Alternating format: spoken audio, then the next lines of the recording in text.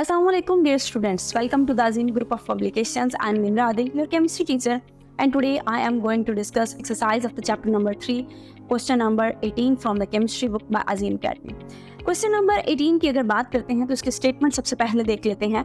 A sample of the krypton with volume of 6.25 cubic decimeter, a pressure of 765 torr and a temperature of 20 degrees centigrade is expanded to a volume of 9.55 cubic decimeter and a pressure of 375 torr. What will be its final temperature in centigrade? आपके पास जो given data है उसमें V1 भी given है, P1 भी given है, T1 भी given है, V2 भी गिवन है, P2 भी गिवन है एंड आपने T2 कैलकुलेट करना है.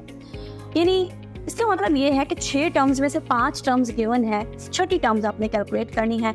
गिवन डाटा के मुताबिक V1 is equal to 6.25 cubic decimetre, V2 के अकॉर्डिंग 9.55 क्यूबिक डेसीमीटर, P1 आपके पास 765 टॉर है. अगर P2 की बात करें दैट इज 375 टॉर. T1 आपको गिवन है 20 डिग्री सेंटीग्रेड और हम ये जानते हैं कि अगर टेम्परेचर सेंटीग्रेड में होगा तो हम उसको पहले केल्विन में कन्वर्ट करते हैं. तो जो भी टेम्परेचर है उसमें 273 ऐड करेंगे. 20 + 273 that is equal to 293 kelvin. T2 आपने कैलकुलेट करना है. सो इन तमाम गिवन डाटा को सामने रख के हमारे पास फार्मूला है P1 V1 divided by T1 should be equal to P2 V2 divided by T2. So इस फार्मूले में से अगर आपने T2 को कैलकुलेट करना है तो बाकी तमाम पैरामीटर्स को आप दूसरी साइड पे लेके जाएंगे और फार्मूला बनेगा T1 divided by P1 V1 multiply P2 V2. T1 की जगह 293 केल्विन पुट करेंगे, P2 की जगह 375 टॉर पुट करेंगे, V2 की जगह 9.55 क्यूबिक डेसीमीटर पुट करेंगे, P1 की जगह 765 टॉर पुट होगा और V1 की जगह 6.25 क्यूबिक डेसीमीटर पुट करके आप इन तमाम पैरामीटर्स को जैसे ही पुट करेंगे तो आपके पास एक टेम्परेचर आ जाएगा.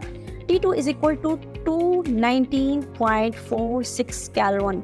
ये टेम्परेचर तो आया है लेकिन ये टेम्परेचर केल्विन में है और अब हमने इस टेम्परेचर में जो कि केल्विन में है इसको कन्वर्ट करेंगे सेंटीग्रेड में. तो अगर केल्विन का टेम्परेचर है उसको आपने सेंटीग्रेड में कन्वर्ट करना है तो 219.46 में से हम 273 को माइनस कर देंगे. यानी कि केल्विन माइनस 273 फार्मूला हम पढ़ के आए हैं तो टेम्परेचर जो है वो डिग्री में चला जाएगा. तो 219.46 में से माइनस 273 जैसे ही करती जाऊंगी तो आंसर आएगा -53.53 डिग्री सेंटीग्रेड. सो हमने T2 टेम्परेचर को कैलकुलेट कर लिया. इसी के साथ मूव करते हैं एक्सरसाइज क्वेश्चन नंबर 19 की तरफ जो कि अगेन हमारे पास एक क्वेश्चन है. Working at a vacuum line a chemist isolated a gas in a weighing bulb with a volume of 255 cubic centimeter at a temperature of 25 degree centigrade and under a pressure in the bulb of 10 torr. यानी आपके पास V1 भी given है, T1 भी given है और P1 भी given है.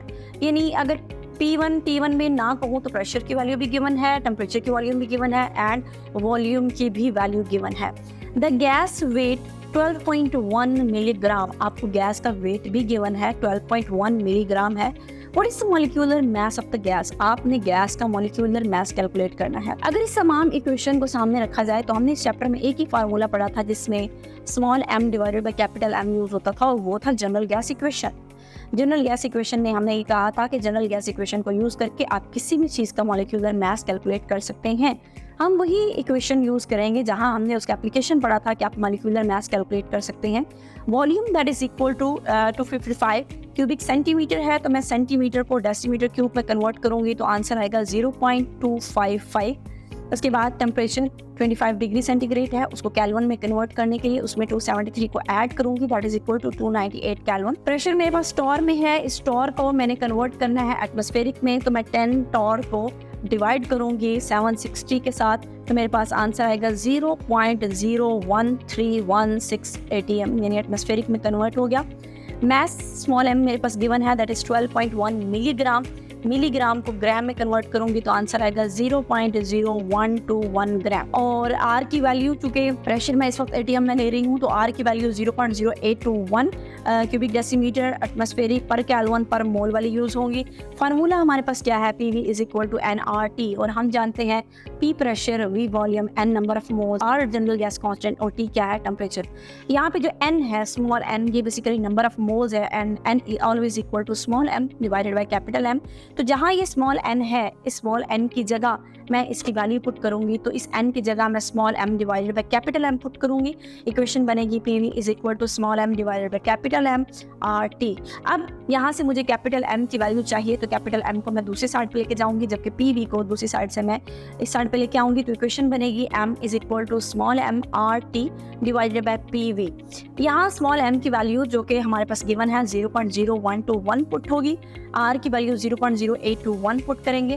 Temperature जो हमने केल्विन में चेंज किया था वो पुट होगा 298 केल्विन। इसके अलावा प्रेशर की वैल्यू 0.01316 एटमॉस्फेरिक पुट होगी। वॉल्यूम 0.255 क्यूबिक डेसीमीटर पुट करने के बाद मेरे पास एक मॉलिक्यूलर मास आता है जिसकी वैल्यू आएगी 88.6 ग्राम पर मोल। सो हम जनरल गैस इक्वेशन को यूज़ करके किसी भी चीज़ के मॉलिक्यूलर मास को कैलकुलेट कर सकते हैं। Now let's move towards the next question, that is question number 20। Question number 20 की स्टेटमेंट को देखते हैं। What pressure is exerted by a mixture of 2 gram of the hydrogen and 8 gram of the nitrogen eight 273 kelvin in a 10 cubic decimetre vessel. आपके पास temperature जो है वो 273 kelvin में already given है। वॉल्यूम आपके पास 10 क्यूबिक डेसीमीटर है। Mass of hydrogen आपके पास 2 ग्राम है। मास ऑफ नाइट्रोजन आपके पास 8 ग्राम है। आर की वैल्यू आपके पास जो है वो 0.0821 एटमॉस्फेरिक क्यूबिक डेसीमीटर पर मोल पर केल्विन है। और आपने प्रेशर कैलकुलेट करना है कि ये गैस ना एक्सर्ट कर रही हैं। तो इसको कैलकुलेट करने के लिए सबसे पहले देख लेते हैं जी molar mass of the hydrogen, यानी इस पूरे को सॉल्व करने के लिए मुझे मोल्स ऑफ हाइड्रोजन निकालने हैं, मुझे मोल्स ऑफ नाइट्रोजन या आपके पास जो N2 गैस है वो मोल्स निकालने हैं। तो मोल्स निकालने के लिए मुझे small m divided by capital M चाहिए। स्मॉल m मुझे गिवन है, कैपिटल M यानी कि मॉलिक्यूलर मास मैं फार्मूला से निकालूंगी। तो सबसे पहले मोल्स निकाल लेते हैं हाइड्रोजन के। तो number of moles of hydrogen अगर निकालने हैं तो small m divided by capital M, यानी कि जो गिवन मास है उसको मैं मोलर मास से डिवाइड करूंगी। गिवन मास मेरे पास कितना है 2 ग्राम, जबकि मोलर मास कितना है उसके फार्मूले से निकलेगा जो कि 2 ग्राम ही निकलता है, क्योंकि एक हाइड्रोजन 1.008 के बराबर है जिसको हम 1 ही कंसीडर करते हैं। तो 2 हाइड्रोजन तो 1 और 1 दो ऐड होके 2 ग्राम, तो 2 को 2 से डिवाइड करेंगे, answer will be 1 mole.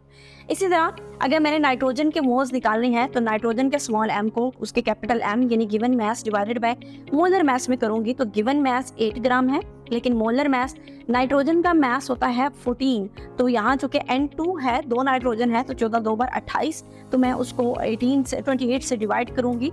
8 divided by 28, answer will be 0.286 moles. अब आपने मोल्स ऑफ दोनों चीज़ों के जो मोल्स हैं वो कैलकुलेट कर लिए, मोल्स ऑफ हाइड्रोजन भी निकाल लिए, मोल्स ऑफ नाइट्रोजन भी निकाल लिए। तो टोटल मोल्स निकालने हो तो NT is equal to number of moles of hydrogen plus number of moles of nitrogen. तो number of moles of hydrogen कितने हैं 1 है, जबकि number of moles of nitrogen कितने हैं 0.286 हैं। दोनों के मोल्स को आप ऐड करेंगे तो टोटल नंबर ऑफ मोल्स आएंगे 1.286। ये टोटल नंबर ऑफ मोल्स है। अब हमने टोटल नंबर ऑफ मोल्स नहीं निकालने थे, हमने तो प्रेशर निकालना था, PT निकालना था। तो PTV is equal to NTRT, हमने क्वेश्चन पढ़ी थी PV is equal to NRT होता है, लेकिन अगर टोटल प्रेशर के निकालना हो तो PTV is equal to NTRT होता है। तो PT अगर कैलकुलेट करना है तो इसके साथ जो V लिखा हुआ है इसको मैं बराबर के दूसरी साइड पे लेके जाऊंगी। इक्वेशन बनेगी PT is equal to NTRT divided by V।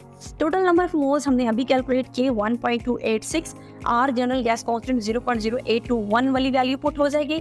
Temperature kelvin में गिवन था 273 केल्विन, वो पुट हो जाएगा। And volume 10 cubic decimetre. इन तमाम पैरामीटर्स को सॉल्व करने के बाद मेरे पास जो टोटल प्रेशर आएगा दैट इज 2.88 atm।